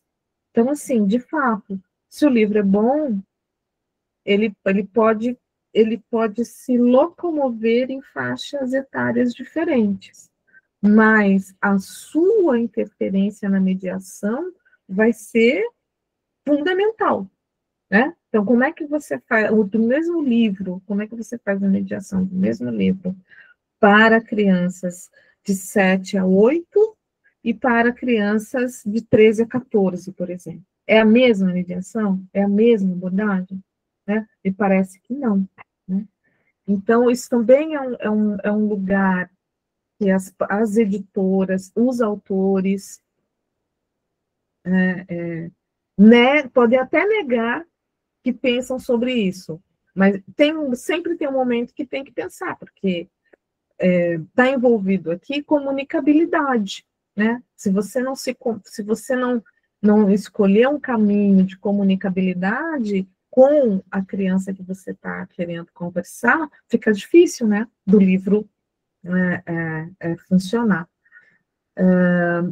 Cuidado com textos assim mais fofinhos, mais bobinhos, especialmente para as crianças pequenas. Eu acho que não é o caso de vocês, mas eu percebo também essa opinião, especialmente entre as famílias, né?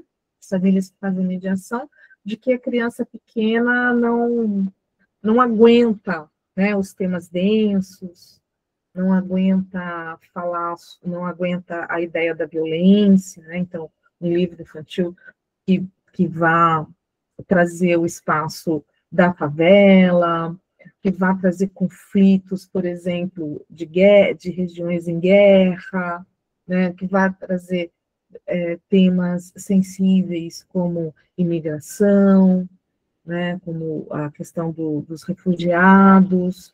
Hoje a gente tem a literatura infantil está sendo muito abastecida por livros que discutem essas questões, e fica sempre uma ideia de que isso tem que estar já no fundo 2, nos anos finais, né? A minha criança não pode ter essa ideia de que a criança tem que ficar do fundo 1 da educação infantil, tem que ficar muito protegida do mundo. Até o livro não pode nem trazer o próprio mundo que ela vive, né? Então, a criança vive na favela, mas decide-se que os livros infantis com favela não podem ser lidos para elas. Então, é até um paradoxo, né?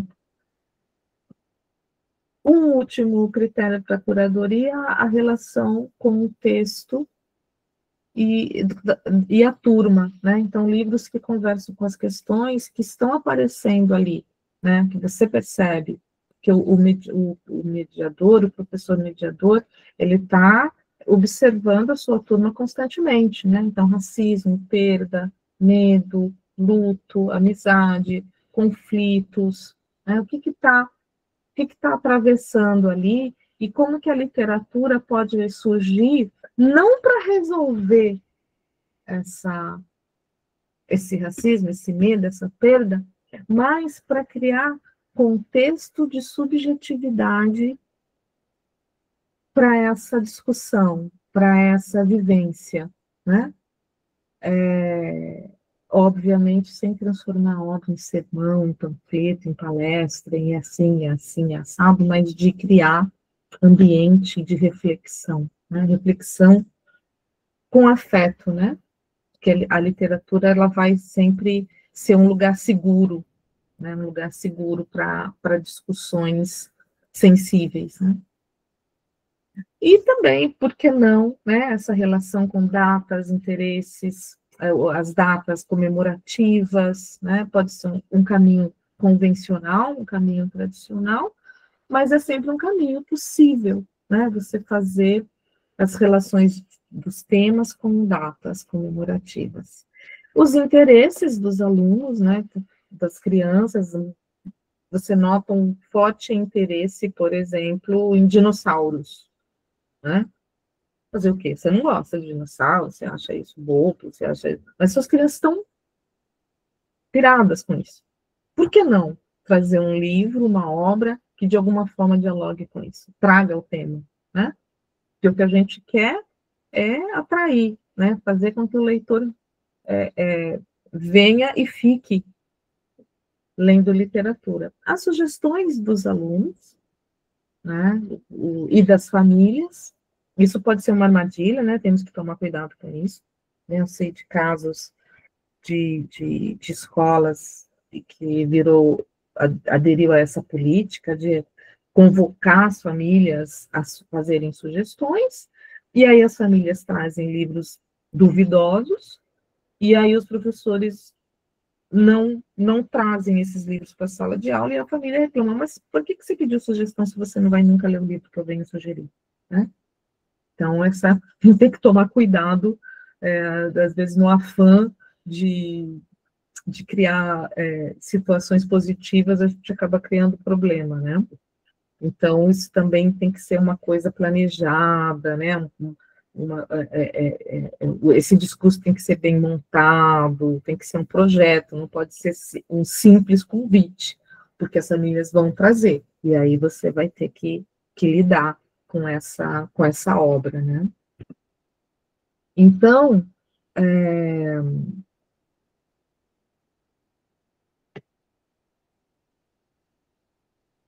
olha, eu deixei 2 vezes, né?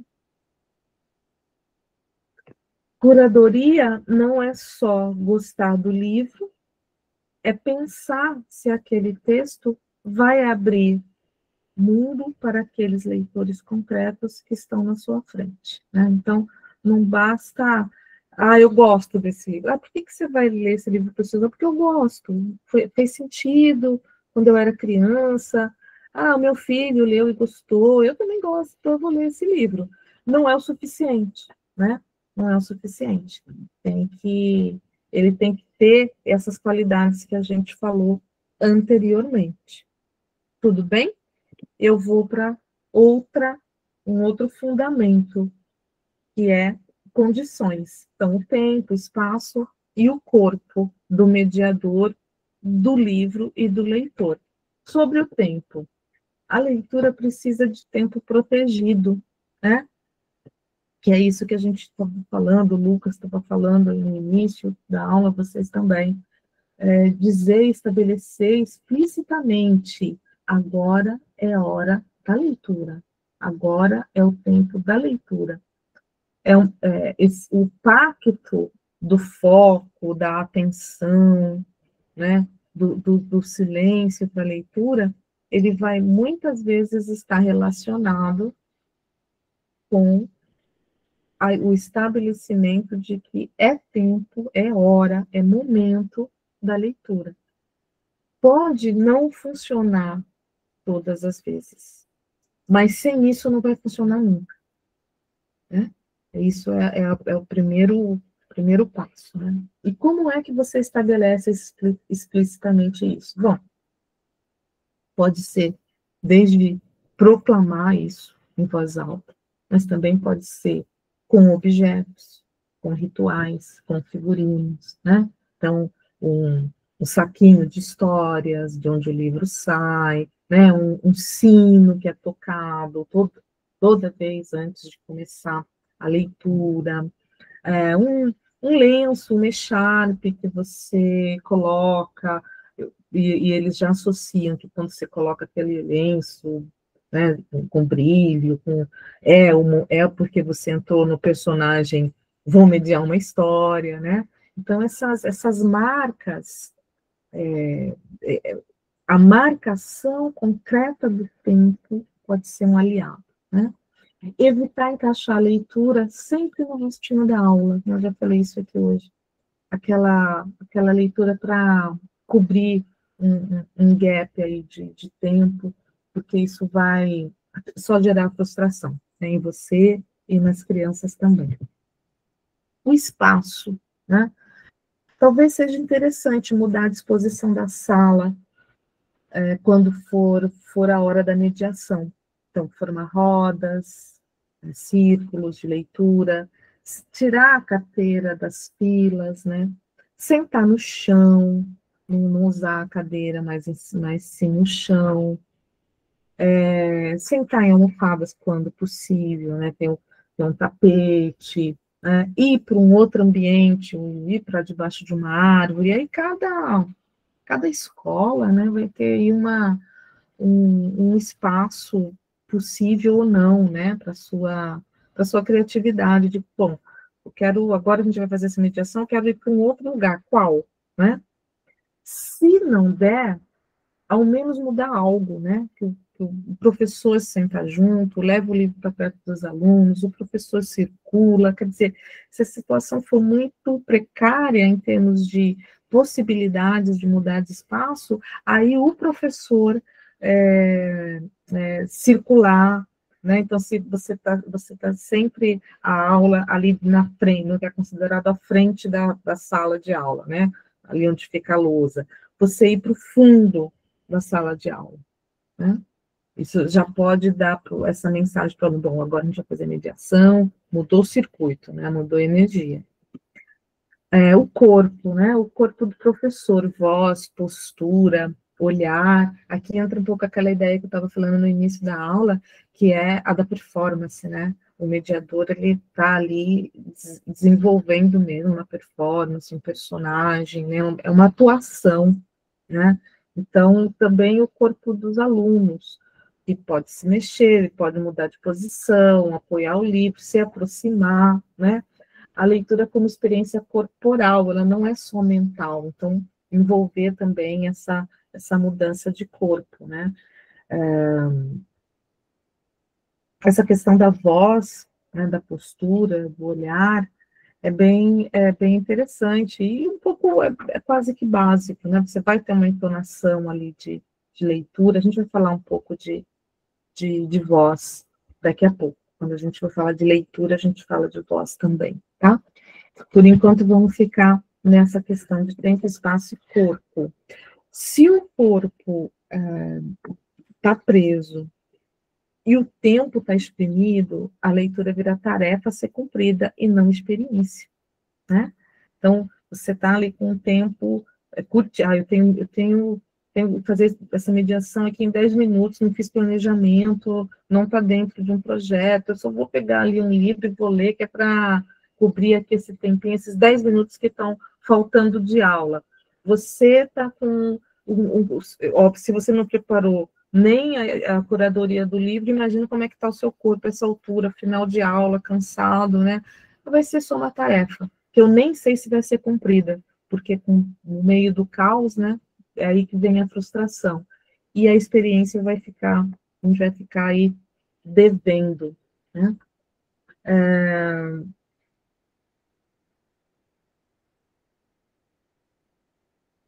E aí eu queria propor para vocês, nesse momento aqui da nossa reflexão, algo que eu gostaria que depois vocês comentassem no fórum. Eu vou passar para o Samir também, para ele disponibilizar isso durante essa semana.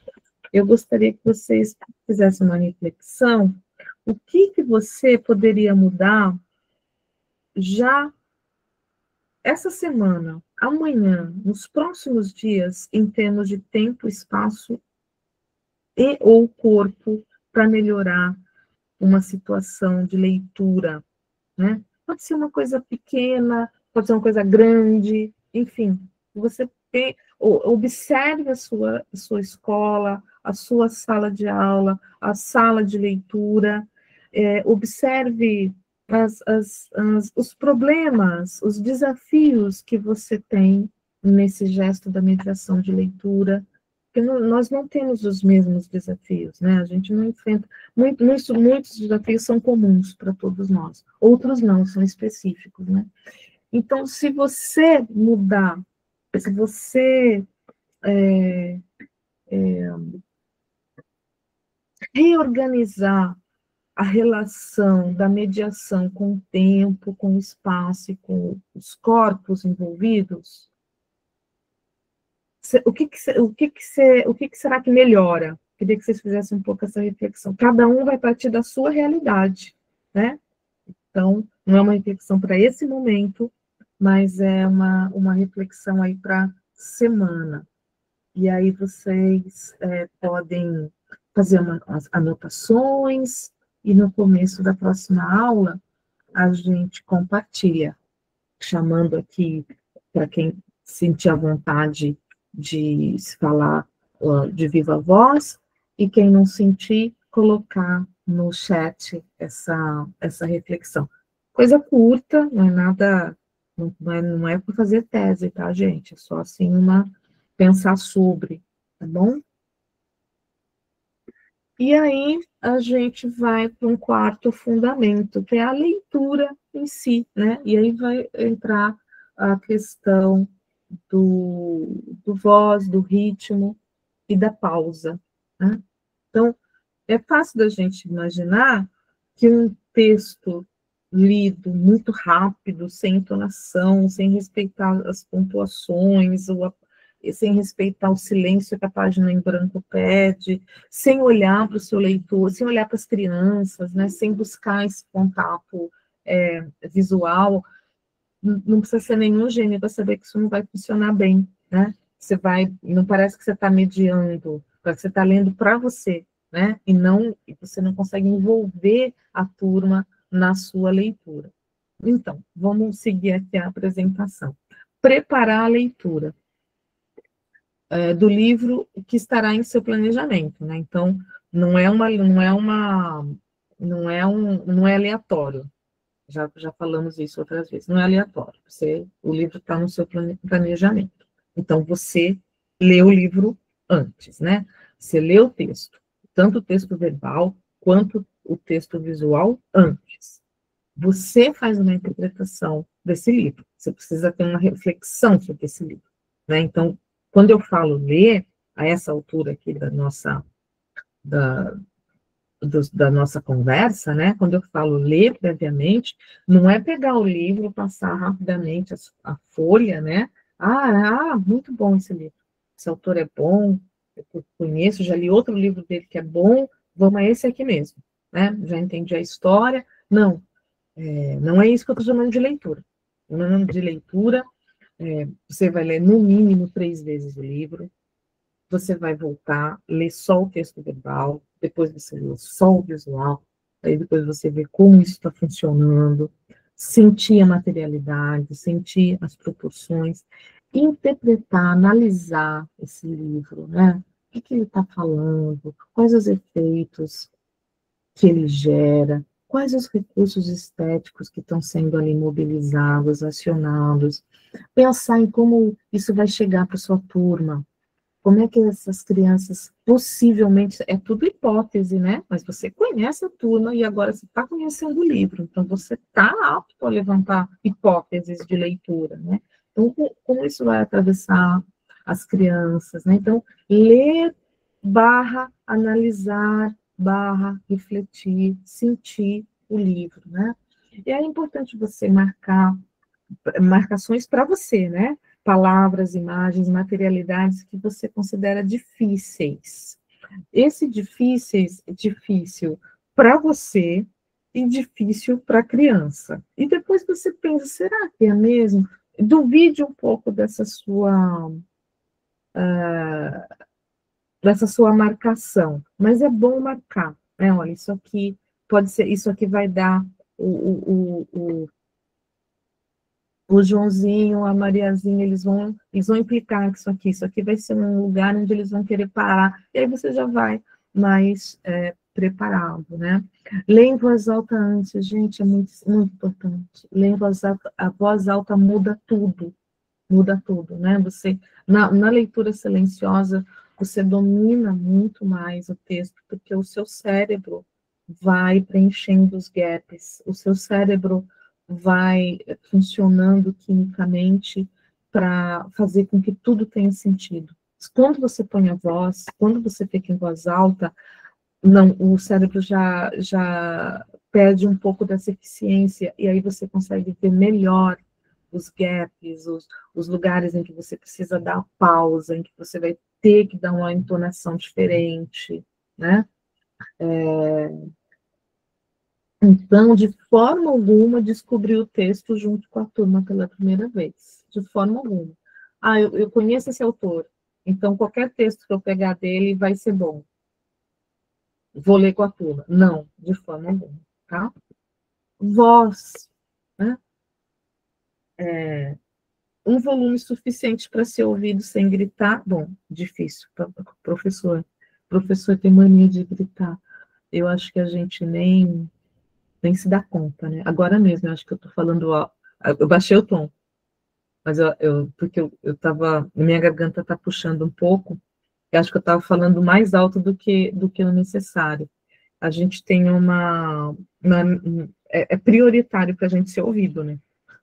Então, a gente vai, especialmente quando a gente se empolga, a gente vai subindo o tom, né?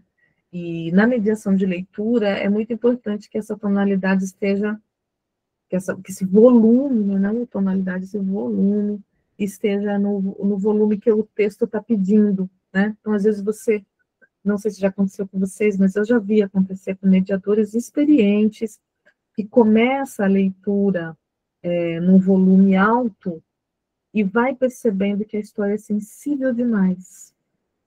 Vai percebendo que tem uma certa fragilidade ali nos personagens, e que ele precisa falar mais sussurrado.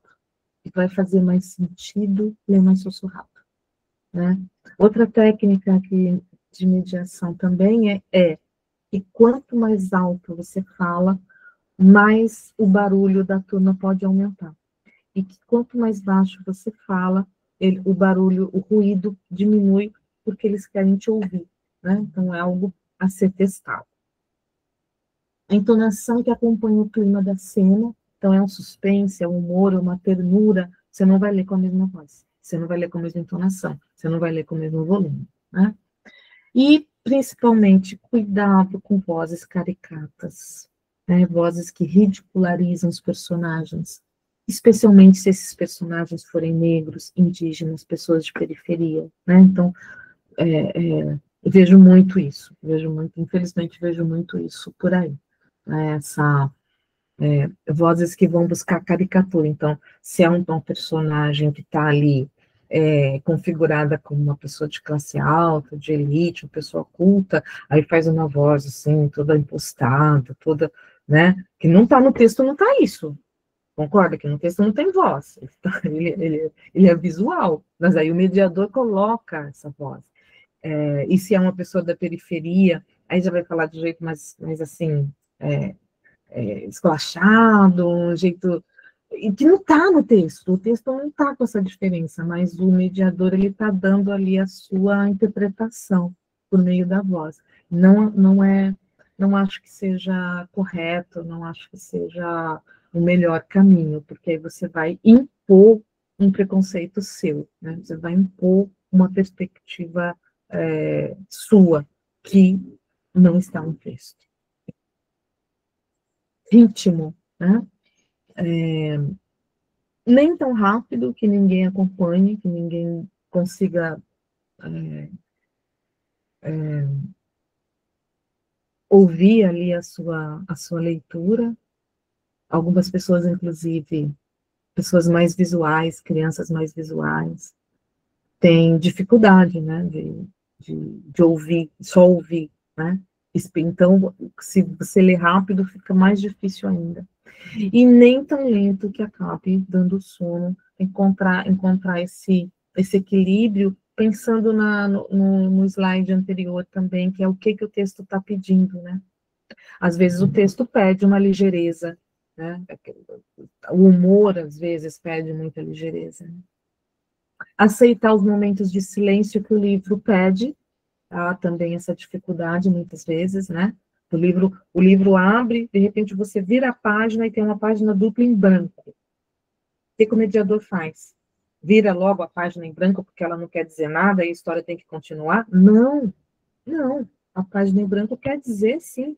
Ela quer dizer que é para você ficar em silêncio e respirar e pensar. Provavelmente vai ter uma mudança, ou provavelmente acabou de ter uma cena muito forte, né? Então, ler o texto na sua integridade, até quando está aparecendo ausência, né? de significado, de sentido. Respeitar o que o livro pede. Pausas e olhares, né? Pausar em pontos estratégicos para criar expectativa ou permitir a respiração do texto e do leitor, Olhar para os leitores de vez em quando, não ficar só com a cara no livro, mas fazer contato visual. Olhar olho no olho, né, de cada um, variadamente, né, para eles se sentirem incluídos naquela ação. A leitura em voz alta é o primeiro encontro da turma com o texto. Isso é interessante, né? E ela pode abrir a porta ou fechar de vez, né? Então, a gente pega um texto com a maior expectativa, faz a mediação para a turma, mas aquela mediação, aquela voz, né, aquela performance não entregou o que o texto pedia e a turma pode chegar à conclusão de que o livro não é um livro interessante. Mas, na verdade, foi a leitura ali que desvirtuou, né?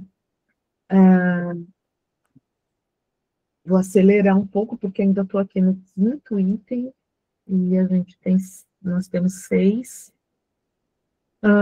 Conversa, perguntas e escuta. Aqui já é o 5º e o 6º item são de pós-leitura, né? E aí eu queria conversar um pouquinho com vocês sobre perguntas que fecham e perguntas que abrem, né? Perguntas que fecham a leitura, que fecham a interpretação, e perguntas que abrem a experiência. Então, perguntas que têm resposta certa, que servem para saber se a criança leu, mas não para saber como ela leu. Essas têm que ser evitadas. Então, por exemplo, quem morreu no final? Onde eles estavam? São perguntas que têm que ser evitadas, porque você só está querendo saber se eles estavam te ouvindo, se eles entenderam, né? As perguntas boas de serem feitas são as perguntas que abrem para a experiência, que convidam à interpretação, ao afeto, à imaginação. E elas, geralmente, não têm uma única resposta. Aquela pergunta fechada, ela tem uma resposta só. Ele morreu. Quem morreu no final? O Alfredo. Alfredo morreu. Pronto, acabou. Está respondido. Onde eles estavam? Na fazenda. Pronto, está respondido. Não tem diálogo, né? Por quê? Porque tem uma resposta certa. Mas, se a pergunta que você faz não tem uma única resposta, o diálogo acontece. Então, por exemplo, qual imagem ficou na sua cabeça depois dessa leitura? Cada um vai ter uma imagem, né? Pode ser que haja coincidências, mas teremos aí respostas diferentes. Não tem uma resposta certa. Se você pudesse falar com um personagem agora, qual seria? E o que você diria para ele? Isso aqui abre para a imaginação, abre para a troca entre as crianças, né? Te lembrou de alguma coisa da sua vida? Também abre, faz conexões, né? Então, eu acho que ter essa ideia das perguntas que fecham, as perguntas que abrem, nos ajuda bastante. E aí, escutar sem corrigir, né? Especialmente sem corrigir imediatamente, escutar. Né? Não ficar preocupado em consertar a interpretação do aluno. Não é isso. Não, você não entendeu. Não tem nada disso no livro. Não, vamos acolher, perguntar mais, pedir para ele desenvolver o ponto de vista dele. É interessante isso que você disse, conta mais. Né? O que você quis dizer com isso? Eu acho que eu não entendi o que você falou. Né? Trazer mais o diálogo. A qualidade das perguntas que a gente faz é a qualidade da experiência que a gente permite. Então, quanto mais complexa a pergunta, a questão, mais a gente vai ter aí uma experiência de qualidade. Vou partir para o 6. Ponto 6, o último ponto, porque eu quero tentar ver se eu consigo fazer mediação de um livro aqui que é muito especial para a gente. Desdobramentos. Como prolongar a experiência? Então, desdobramentos de expressão. Vou falar aqui de alguns tipos de desdobramentos, né? Na escrita criativa, que aí pode ser escrever um outro final, escrever a carta para o personagem, ficcionalmente desenvolver um diário daquele personagem, Para quando não tem alfabetização, desenho de uma cena que o aluno escolhe, né, uma cena que tocou, né, dramatização de trechos, leitura encenada, radionovela, são desdobramentos em que a expressão do aluno vai aparecer, né? O desdobramento da reflexão é quando a gente faz roda de conversa sobre o tema que aparece na obra, então a gente pode fazer essa conversa antes, né? O que vocês sabem sobre o tema? Ah, vocês viram o que aconteceu a semana passada, então agora a gente vai ler um livro que também fala sobre isso, e depois o desdobramento, né? Refaz a roda de conversa e repensa as questões, o que esse livro trouxe de novo para a gente, o que a gente aprendeu, né? Ou ficamos no mesmo lugar, enfim. Um desdobramento de reflexão é comparar com outros filmes, com outros livros, com música, né? Que outra história fala de algo parecido. Tem uma música com essa percepção também, né? O desdobramento de circulação. Então, fazer com que aquela leitura circule pela sala de aula, pela escola, pelas famílias, né? Então, murais na escola com frases de livros escolhidos pelos alunos, com imagens do livro escolhido pelos alunos, né? Os alunos recomendarem, fazerem dicas de leitura para outras turmas da escola, né? Clube de leitura interno, né? Feira de troca, escuta de leituras gravadas. Então, outro dia eu estava lendo um artigo muito interessante de uma professora lá do Dom Pedro II, que ela criou um perfil no Facebook, depois passou para o Instagram, onde os alunos, mas alunos mais maduros, de 2, faziam indicação de leitura.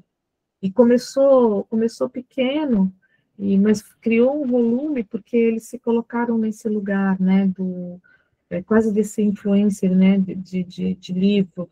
Então, por que eu gostei do livro, e por que eu acho que você vai gostar também, gravando vídeos curtinhos, né? Isso foi crescendo, e aí eles querem ler para poder fazer o vídeo, né, para poder estar na internet, o que pode não ser imediatamente algo positivo, mas a gente espera que compense, né, o fato de estar lendo boa literatura. O desdobramento não é castigo, não é prova, não é tarefa, né?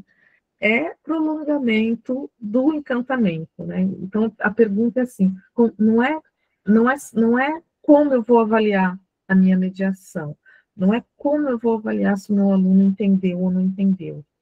O desdobramento aqui é como eu vou prolongar esse encantamento? Como é que eu faço para esse encantamento que essa mediação aqui entregou repercuta para além da mediação, para além da aula, né? É dar mais corpo para aquilo que o texto acendeu, que o texto despertou. Aqui, as referências para ajudar um pouco, são todos, tirando o do Cosson, que é um livro, o resto é artigo. Então, esse artigo do Benedito Nunes, o Ensino da Literatura Hoje, é um artigo meu, junto com a Renata Junqueira, Literatura Infantil, Possibilidades para o Letramento Literário, e um artigo da Renata Junqueira com Cosson, O Cantinho da Leitura como Prática de Letramento Literário.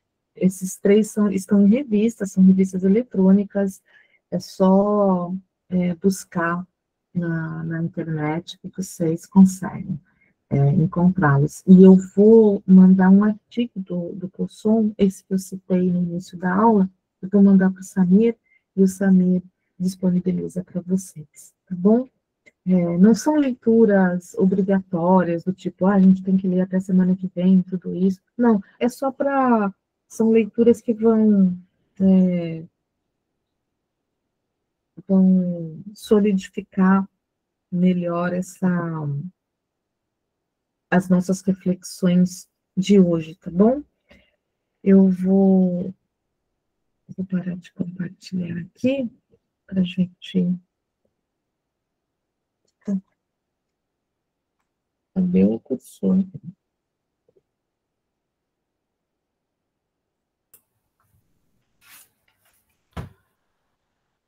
Pronto, voltei aqui. Oi, Samir, você tá aí? Não, tô aqui desde sempre, viu, Beth?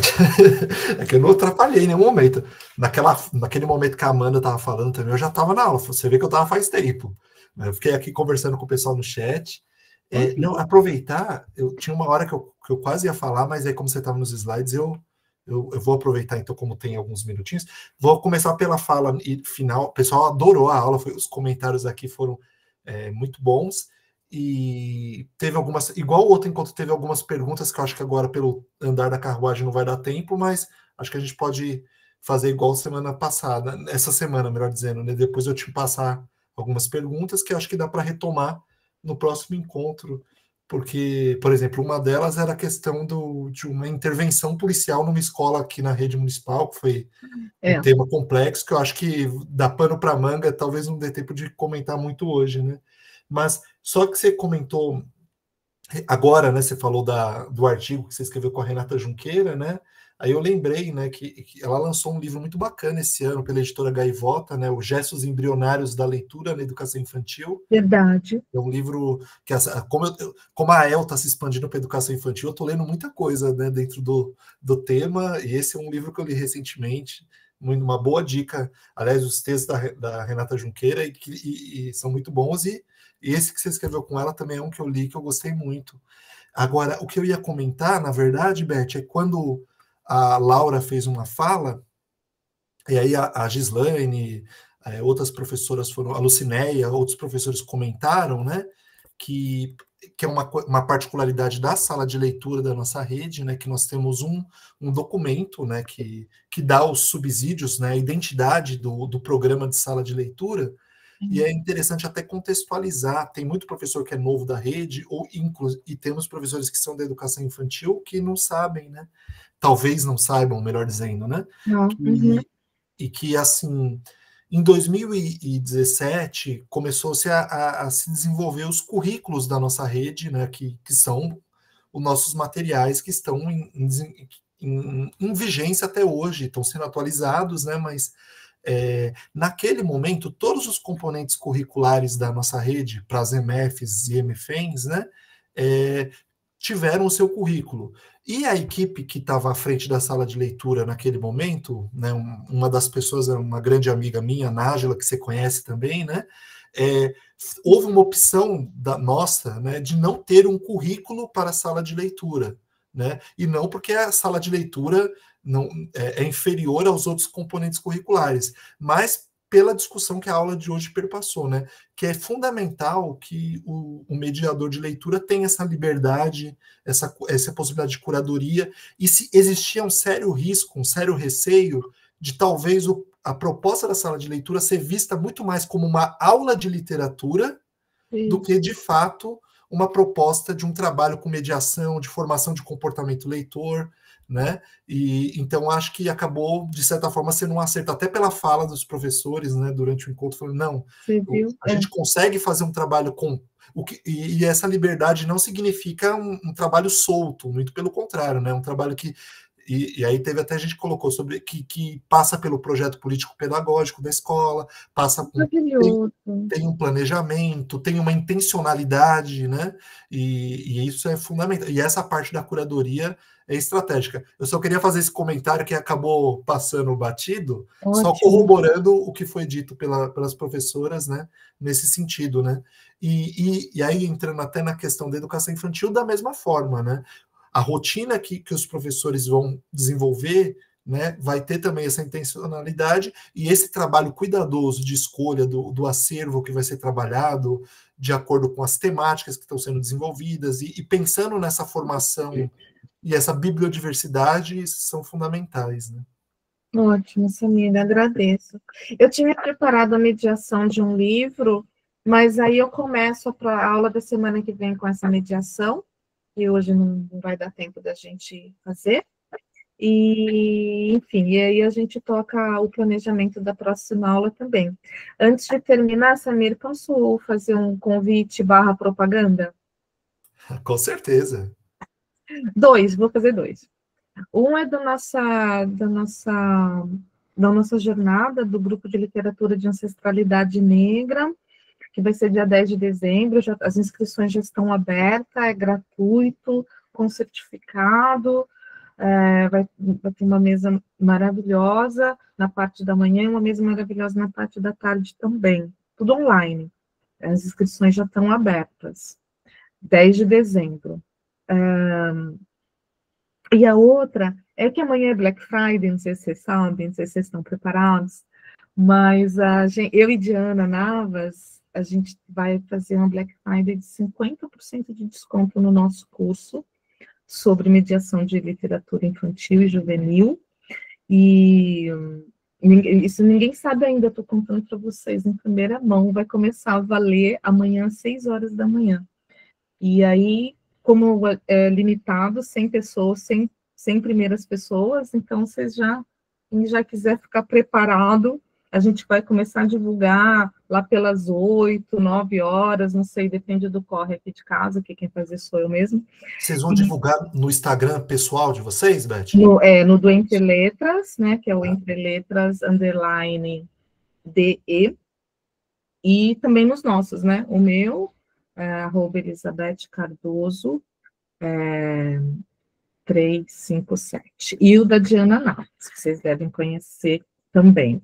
Agora, eu vou falar para vocês agora que vocês não vão precisar ir olhar lá, porque eu vou dar essa vantagem, afinal de contas, né? Estamos aqui, tem que ter alguma vantagem, não? Vou pôr no chat. Pode pôr no chat essas coisas, Samir? Pode sim, claro.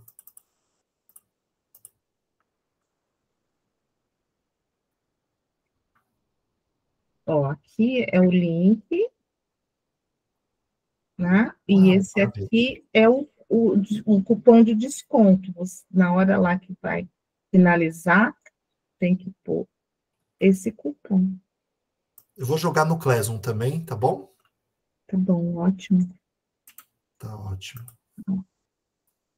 É Black EL, Black EL, E de Entre Letras, 50. Aí dá 50% de desconto. E a gente preparou um brinde bem legal, um brinde exclusivo, que é um guia de mediação. O pessoal da Black Friday vai ganhar também. Ó, como a gente tá, Samir? Tá chique, hein? Tá chique a coisa. Obrigada, gente. Obrigada pelos elogios, pela escuta de sempre, pela troca, pela atenção. E na semana que vem, se alguém já tem esse livro por aí, o livro que eu vou começar mediando é o João Felizardo, da Ângela Lago. Ontem teve o lançamento, né, que ele está sendo reeditado, a Baião, todavia, está celebrando, né, a obra da Ângela Lago e fazendo reedições, e ontem foi o lançamento desse livro, e eu estou encantada com ele, quero ler com vocês. Preparei uma mediação. Então, no dia 4 de semana que vem, a gente começa com ele. Quem tiver a edição antiga, traz para a gente também pensar sobre essas diferenças, tá bom? Tá ótimo. Obrigada. Deixa eu só contar uma coincidência, Beth. Naquele encontro do curso 2 Poética, aquele dia que você não pôde estar na aula, né? Que eu falei, eu vou manter a aula, eu faço um encontro rapidinho com o grupo, né? Coincidentemente, eu acabei sorteando alguns livros da Ângela Lago, né? A gente falou um pouco dela naquele dia, né? Que bacana. Então tá. Então eu vou parar a gravação. Gente, muito boa noite. Obrigado. Beth, depois me manda também o link, pode mandar para o WhatsApp do encontro do seu grupo de pesquisa, tá bom? Dia 10 de dezembro, que aí eu divulgo também no Classroom, tá bom? Tá bom. Valeu. Gente, boa noite e até o próximo encontro. Até semana que vem. Boa noite. Boa noite.